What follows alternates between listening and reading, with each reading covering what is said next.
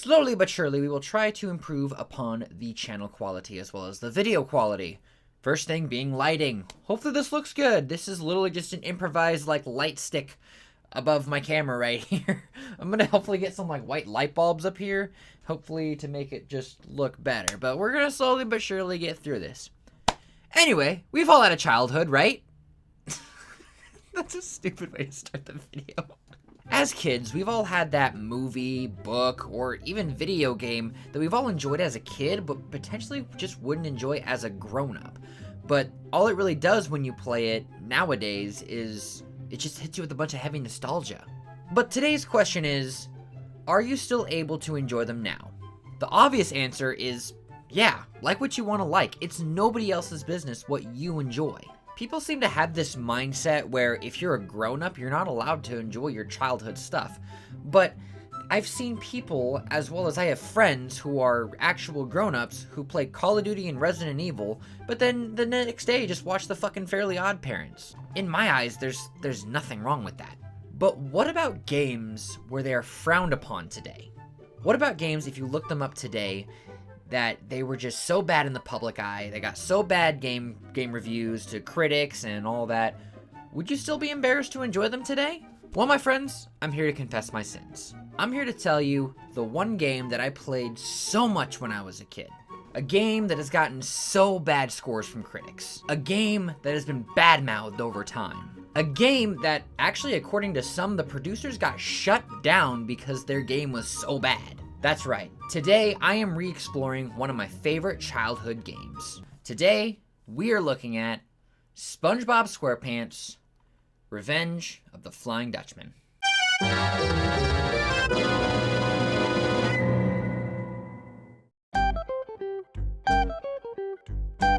Maybe some of you have never heard of this game before, and that's totally fine. Revenge of the Flying Dutchman is a 3D platformer / collectathon for the PS2, GameCube, and Game Boy Advance. The Game Boy Advance version that I don't own anymore, used to own when I was a kid, but I don't, is more of 2D, side-scrolling, level-oriented kind of stuff. But I did own the PlayStation 2 version. Now, keep in mind, I was about 5 when I started playing video games, and I didn't really have much else to play besides Sly Cooper and Ratchet & Clank demo discs and a bunch of racing simulators. My dad really wasn't too keen on the whole buying me video games type of thing. But even after getting better games like Sly Cooper and Ratchet & Clank, Battle for Bikini Bottom, SpongeBob SquarePants the movie, I always found an excuse to replay Revenge of the Flying Dutchman. And I won't lie to you, there were some pretty weird excuses. But we can go over those later in the video.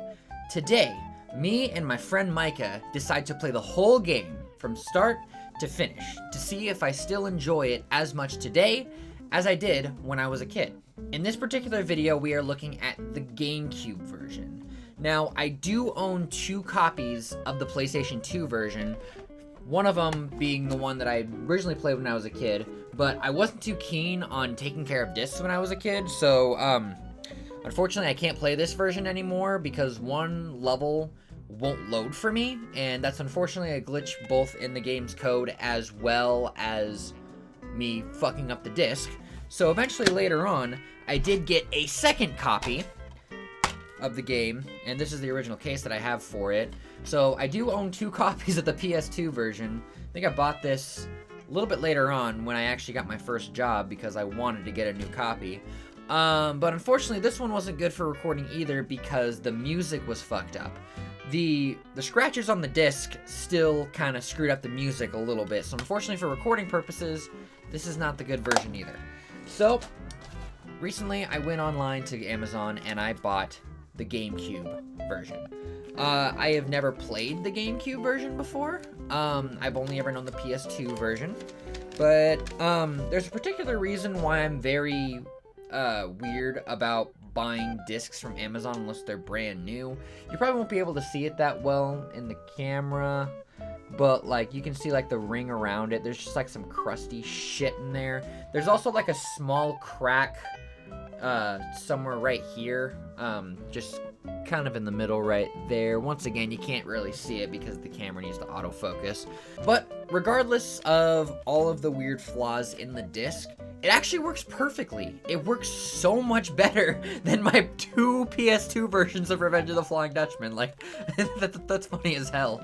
So, for recording purposes, we're gonna go with the one that works the most. Now, a couple more disclaimers. The quality of the gameplay footage will be a little off. I don't know how to emulate, unfortunately, so I do have to use an AV to HDMI converter. So yeah, the quality is just gonna look a little off, unfortunately, but still entertaining nonetheless. Also, as this video goes up on my other channel, OperationGamer Live, description down below, you're gonna get the full stock footage of me and my friend Micah playing through the entire game. If you have time, it's really, really fun to watch. But without further ado, let's jump right into the video. Entertaining, but yeah. In the PS2 version, actually.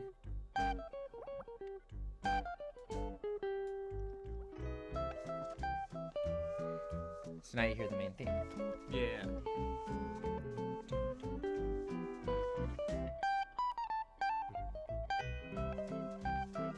I wish I could play this on guitar.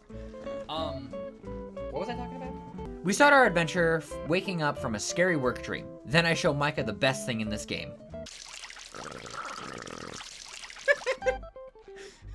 Just wait, it gets better. Uh-huh.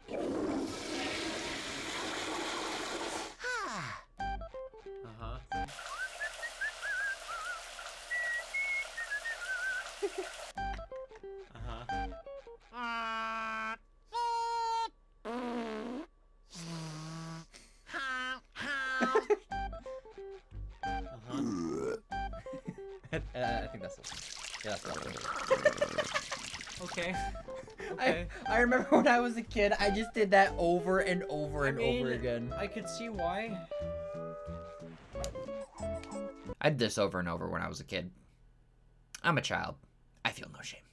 We accidentally release the Flying Dutchman due to our inability to read and throw Gary under the bus. He disappears, and then we officially start playing the real game. We start in Bikini Bottom and get the tutorial level. Off the bat, I'm realizing the GameCube version seems like the best way to play this game. The load times in the GameCube are like 3 times faster than the PS2. The PS2 version, which I'm kind of showing right here, has an extra loading screen before you get into the level, as well as it has this glitch where the level might not load at all. As I said before, my original copy was so screwed up, one of the levels didn't load, so that's why I have 3 copies of the same game.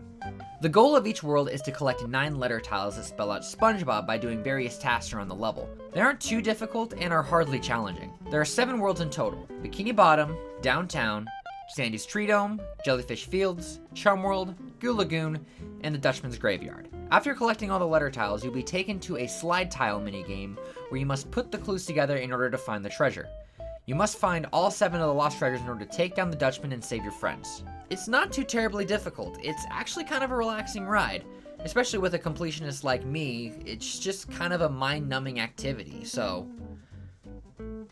I mean, yeah, that's just a collectathon in my eyes. Now, throughout the video, I'm going to be kind of covering some people's complaints about the game, and then just kind of addressing it on my personal standpoint. One of them being the worlds not looking like they do in the show. Most of the game is fairly empty, not that many NPCs that you can like interact with or talk to. Like, if there are NPCs, they're just kind of chilling, doing their own thing. It does kind of give the game a little bit of an edgy, uncomfortable vibe, but for some reason, this doesn't bug me. I think I'm not bothered by edgy stuff like this. So the emptiness just kind of feels like more of a sandbox, more than anything, where you can just kind of fuck around and do what you want to do. The biggest complaints about the worlds is definitely Jellyfish Fields and Goo Lagoon. I can kind of see how this turned people off, but once again, it just doesn't bug me. Granted, Battle for Bikini Bottom did it so much better, like it actually does look like how it is in the show, but once again, it just doesn't bug me for some reason. I think for what they were trying to accomplish when it comes to the platforming side of it, I think that's why it doesn't bug me that much. Except for Goo Lagoon. I think Goo Lagoon definitely does bug me the most. But like Jellyfish Fields, like what if that's just a deeper part of Jellyfish Fields, you know? Like there's some parks and some cliffs and shit. But like Goo Lagoon is definitely my least favorite level in the game. But I guess it works for what they were trying to accomplish with it. While we were collecting the clues, we find a tent. A core mechanic in the game is that you collect different costumes in order to progress through some of the tasks. There are 4: Squarepants, Fishing Gear, Mermaid Man, and Reef Blower. There's also karate gear and treasure hunting gear, but those are only in certain tasks and you change them automatically. Now, my complaint to this day is there are some costumes that are useless, like the Mermaid Man costume. That one's just more fan service in my opinion because you don't really use it. You only really use it for like 2 sections of the game, but that's it.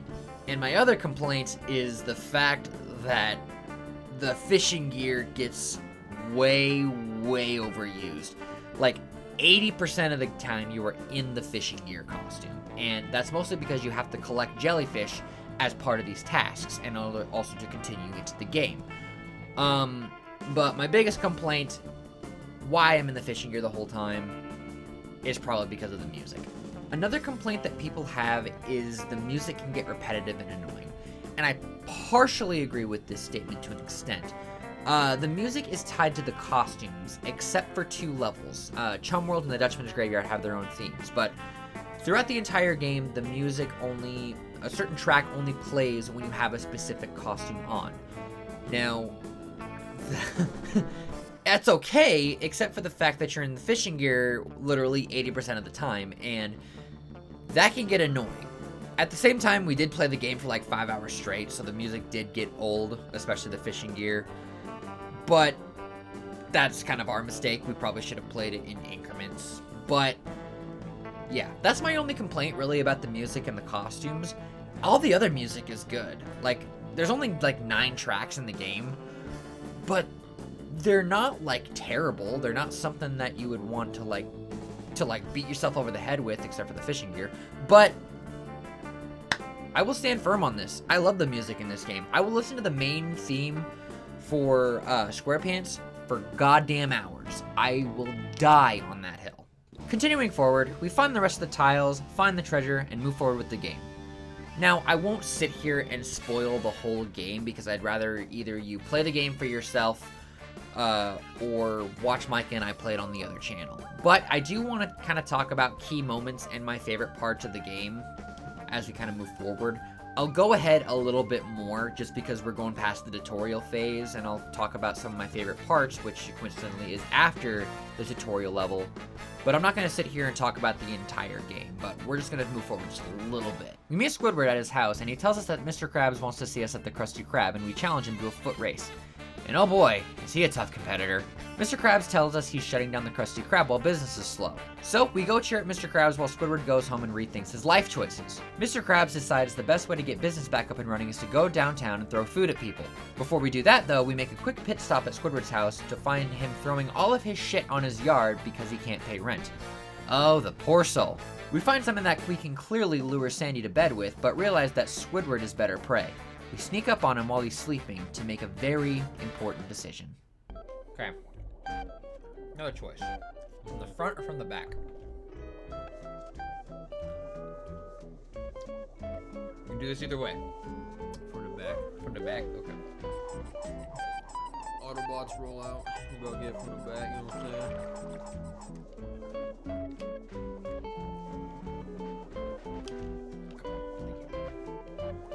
Slowly but surely coming up on you, Squidward.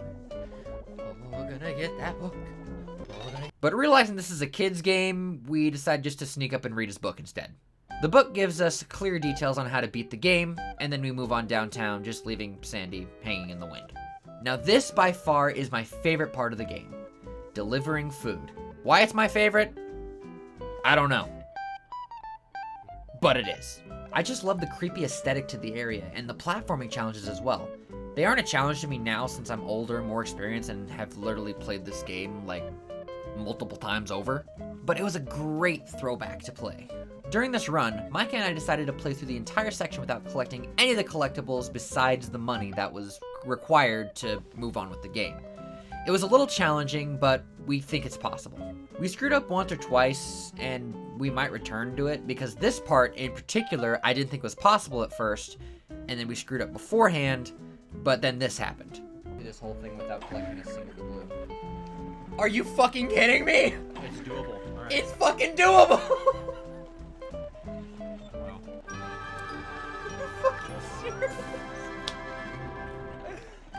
God damn it! Yeah, I'd like to return to this one day. The very final delivery section is timed, and it's actually really special to me, and the reason why is going to take a little bit of explaining. At a point in time, I was going through a phase where I wanted to translate other games into other games, specifically being Minecraft. Luigi's Mansion Dark Moon is one of those games. I actually built every single mansion in the game, and I think I copied it like 5 or 6 times, and I was actually planning on putting the entire game into Minecraft. I was just fascinated with other people being able to do it. And I did it. I actually successfully did the first level of Luigi's Mansion Dark Moon. Unfortunately, I don't know where that map is anymore. I think it got lost in an old computer of mine, so I have no way of showing it, unfortunately. But either way, it was pretty cool.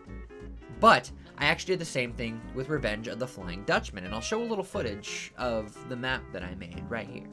Once again, I was only like 10 or 12 when I made this map, so it really doesn't look the best, but I literally went through every single house and location and like mentally counted out the blocks. And I actually got a very good portion of the game translated into Minecraft. I think I got all the way to Jellyfish Fields. But then I looked at the maps and realized that it actually does look like a 12-year-old built it. So I kind of scrapped the project, but I do want to return to it one day. I think that would be a lot of fun. But the reason why I call out the last one in particular, the timed delivery thing at the end, was because I got to learn how to use command blocks to actually use the EXP bar as a timer. Now, that might not sound good nowadays, considering all the crazy shit that people can do with command blocks nowadays, which I definitely want to learn. It was fun for me as a kid. Once again, I think I was like 10 or 12 when I was figuring this out, but that'll always be an important memory to me. Once again, I have no idea why Downtown is my favorite level, but as an adult, it just kind of hits you with a lot of nostalgia, and it was very reminiscing to play through again. But after this, you head back, buy the item for Sandy, and then you go woo her so much that she invites you into her home. After beating her so graciously at karate, she gets very, very pissed off and breaks her tree dome. In order to stop her tree dome from becoming a fishbowl, we have to take her winter rations and plug up all the holes around the dome. I also like the detail in this level where the jumps sound different because we're no longer in water. It was a very nice touch. We do so many things for old Sandy, we finally get invited up to her room to smash up her belongings so we can prove our dominance! I know, I'm not retelling the story proper, and I'm skipping a lot of stuff. But once again, I'd really, really like you just to enjoy the game for yourself, or just watch Mike and I play it in OperationGamer Live. Description down below. Shameless self-advertising. You know, whatever suits your fancy. That kind of shit. But, yeah. After this, I will admit that the game does go downhill just a little bit, and it does require a lot of collecting to move forward into the game, and totally understandable.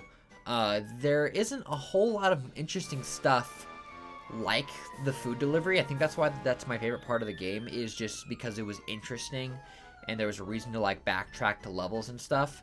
But I will admit the game does kind of go downhill just a little bit from there. It's not bad, but it's not the best either, if that makes sense. There apparently was a lot of scrapped content that the developers of this game actually did want to put in, but unfortunately wasn't able to. But once again, kind of hearing all of the shit that the development company went through, I can kind of understand why it didn't get put into the game. The big rumor is that Big Sky Interactive, the developer of Revenge of the Flying Dutchman, was shut down because the game was so bad. Now, I watched a video by this guy named Who Needs Normal. He's actually a pretty cool YouTuber. I don't know him personally, but he makes some pretty cool gaming stuff. Go check him out in the description below. I'm going to link the video that he made in the description below as well. But he got in contact with the developers of the game and got the true story that they were going to shut down before the game was even finished. So, if you want to watch a whole video on corporate greed and how people suck, please go watch it in the description below. It's such an interesting video. I think it's between 30 minutes to an hour long, but I watched the whole thing and wow, it opened my eyes a lot to this game. Now, there's not too much else that I can talk about without spoiling the game, so we're just going to kind of go through some of my favorite moments of this particular run, as well as some of my favorite moments when I was a kid. First off, while catching jellyfish in downtown, we gain the power to Mario jump on top of jellyfish to catch them. like me.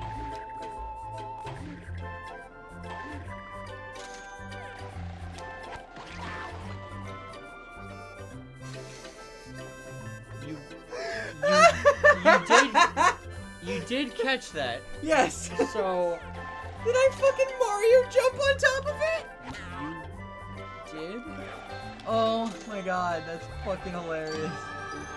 Secondly, while we were having a nice day relaxing in Jellyfish Fields, we were approached by some creep. And we're gonna sit back and drink a latte. There you go. That's a lot of damage. Nice scenery. I don't know. I really like the flower.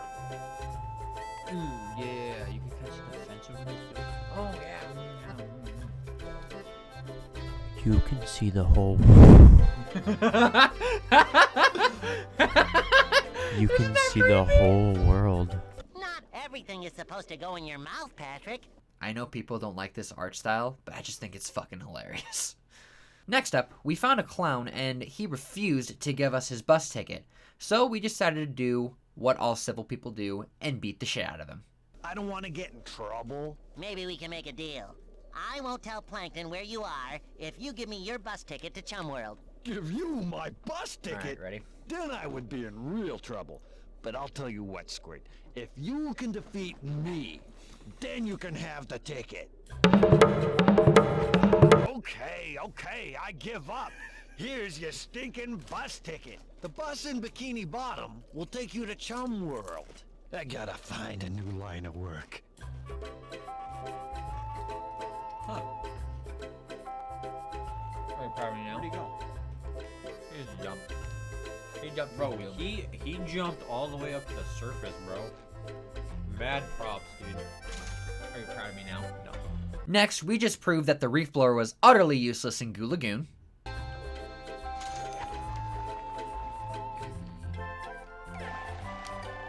Yo, if I could actually pull this off.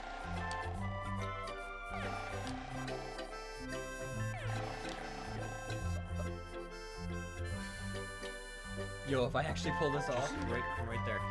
Don't try and get higher. Just right there. Right there.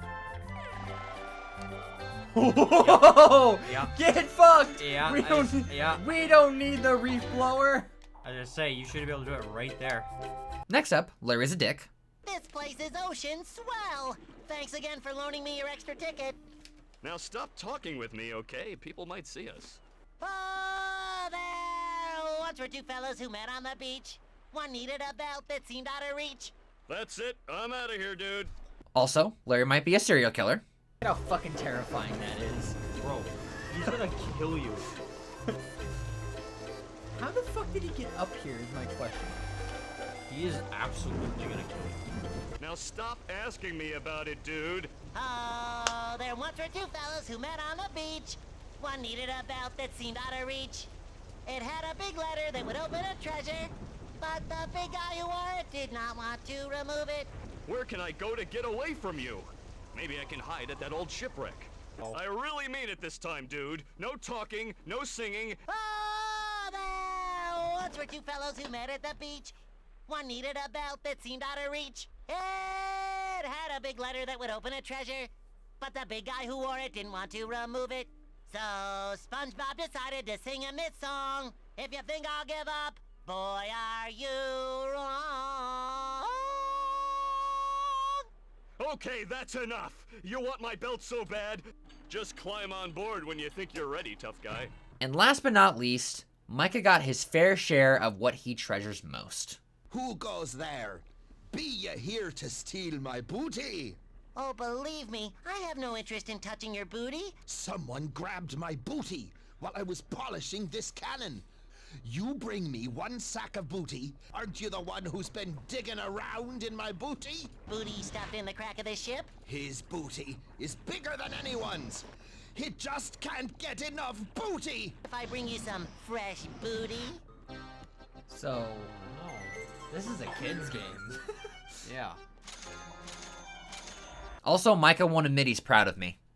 Don't miss it. I didn't miss. Are you proud of me? No. No. Damn it! No. What's gonna make you be proud of me? Well,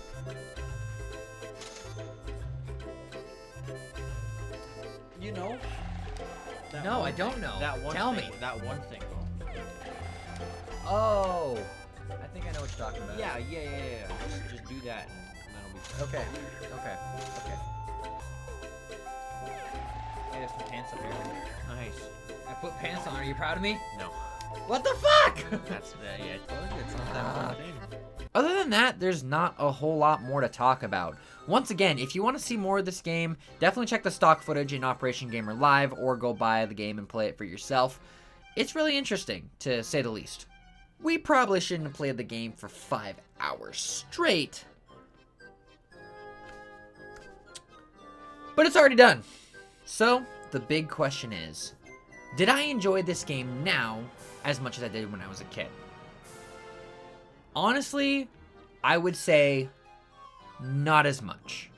Don't get me wrong, I still had fun regardless. Playing through the entire game again was a blast. Getting hit with all that nostalgia was so much fun. Now, the only reason why I said I didn't enjoy it as much as I did now was just comparing it to the other games that I play nowadays. If you compare it to them, it's not my number one game. It's not my number one pick to just sit down and play through. But once again, the biggest enjoyment of this whole thing was the nostalgia factor. It was definitely different playing it on the GameCube rather than the PlayStation 2 version, mostly because the load times were shorter and it felt like the game was shorter. So, I guess in my eyes, I almost missed the long loading screens because it made me feel like I was playing the game for longer, but either way, I still feel like the GameCube game is still the best way to play this game just because of the shorter loading times. I also have a theory that some of the platforming, challenges were made significantly easier in the GameCube version.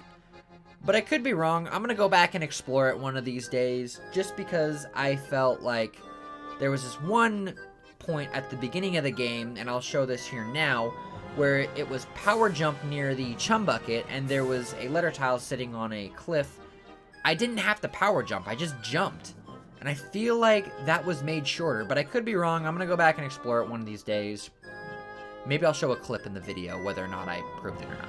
I was fucking right. Look at this. It's not the same. It's not the same. The challenge, the freaking, hold on, I'm gonna turn down my mic just a little bit. But look at this shit.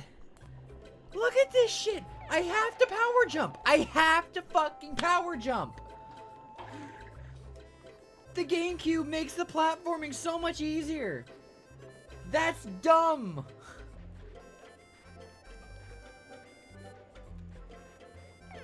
Wait, hold on. Was there a car here? I remember this being so much harder. I knew I wasn't crazy. I knew I wasn't fucking crazy. Yeah, oh my god. Oh my god. Was there actually a car here? Hang on. Alright, I was wrong. There's not a car there. But they made that, significantly easier. That's crazy! I did not... That blows my fucking mind! This is like a full-on just slab. Here, you cannot jump on this. Normally, you have to power jump. I think it's just that one thing, but oh my god, I was right. I was fucking right. But is it a bad game, though? I can point out the flaws, don't get me wrong, but I don't think it's as terrible as everyone says it is. Way back then, I'm pretty sure it was one of the very first SpongeBob games to come out, so for its time, I don't think it was bad. Once again, it's no Battle for Bikini Bottom or anything, but it's not total shit. And the reason why I say it's not total shit is because almost everything works. Most of the costume system works. The collectathon aspects works. As much as people say that you have to collect everything, you do not have to collect everything in order to beat the game. Most of that is just fairly optional. I think you just have to have a specific taste to enjoy these types of games, and collectathons aren't for everyone. But I don't think it's total shit, but I don't think it's the best either, so it's kind of middle of the road for me personally. But once again, if you go look at game critics like IGN, there's stuff that they're saying back then that I'm surprised you can even get away with on a journaling gaming website.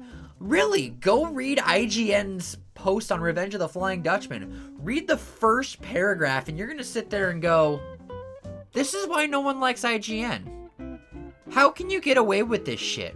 What the fuck? I'm not gonna say particularly what they said in this video because I feel like I'm gonna get demonetized for it, as well as I don't want to point that out. But how do you get away with that? But at the same time, it's IGN. Everyone has had an issue with IGN. But still kind of looking at the positive aspects of this game, they had all the original voice actors, like most of the mechanics worked except for a couple things. The goal was clear. Like, in the platforming challenges, while just not being challenging for me right now because I have more experience, it can be challenging for a kid. I remember having a bunch of issues with the whole platforming thing when I was a kid. Now, I will admit, the final boss is pretty subpar, and it's the only real boss in the game. But for a kid, I think it could still be challenging. Not too hard, but not too easy either. And the cool thing is, too, I was reading online just to see, like, everyone's various aspects and perceptions of this game, and the only people that I'm really seeing, like, hating on this game is, once again, game critics, as well as just various YouTubers. I was going through the Google reviews, and people were just, like, lighting up, going, this game just filled me with, like, heavy nostalgia when I was a kid. I loved this game when I was a kid. And it's just, like, cool. Like, there's nothing wrong with it. There's many people out there who still enjoy these childhood games and are not afraid to say something about it. I feel like more people are hating on Final Fantasy 13 nowadays than Revenge of the Flying Dutchman. And that's kind of cool to see. Now, obviously, people will say that the game isn't perfect, like I'm saying, but they're still hit with that same heavy nostalgia, and that's really cool to see. Now, to kind of wrap this video up, let's revisit the question that we had at the beginning of the video. Is it okay to like bad childhood games? Of course. You are allowed to like whatever you want. I know opinions are illegal on the internet nowadays, but that's okay. You're allowed to have your own opinion. You're allowed to have your own tastes.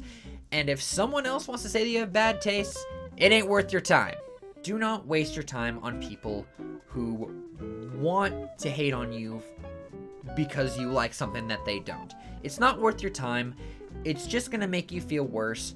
And if you don't react to them, that makes you the better person. And all they are doing is wasting their own time telling you that you suck for no reason. So, regardless of everyone else's opinions and how they feel about the game, I will always enjoy replaying Spongebob Squarepants, Revenge of the Flying Dutchman. It will always be a big part of my childhood, and I will never let that go. Even though I didn't enjoy it as much playing it now than I did when I was a kid, I still had a lot of fun revisiting it. And I really, really do want to try to revisit trying to recreate it in Minecraft to see if I can make the game better. I think that would be a lot of fun. And let me know if you think I should in the comments below as well. Just do me a favor, if you do decide to give this game a shot, don't play the whole thing in one day. It will get on your nerves, especially the fishing gear, as I've said before. Yeah. But regardless, don't be afraid of liking what you want to like. It's your opinion, regardless. And if it brought you joy when it was a kid and still brings you joy now, then let it bring you joy. Screw what everyone else thinks. It's your opinion, it's your likes, nobody else's. It's none of their business. But with that, I think I'm going to wrap this video up. Thank you guys so much for watching this video. Be sure to like, comment, and subscribe. Do what you guys do in that YouTube. Follow me on Twitter at OperationGamer1. All that cool stuff. I'm going to be posting various updates on future projects and all that stuff on my Twitter, so be sure to go follow me there. And if you want me to revisit other childhood games that I've played over the years, just let me know in the comments below. I think that would be very fun. I already told Micah that he could do it since I technically did it to him with this whole thing. But regardless, we both had a lot of fun making this video, and I really hope you guys enjoyed it. But anyway, thank you guys so much for watching. I will see you guys next time.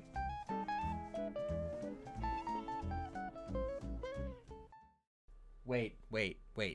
There's one thing that we forgot to cover. I beat the game. Okay.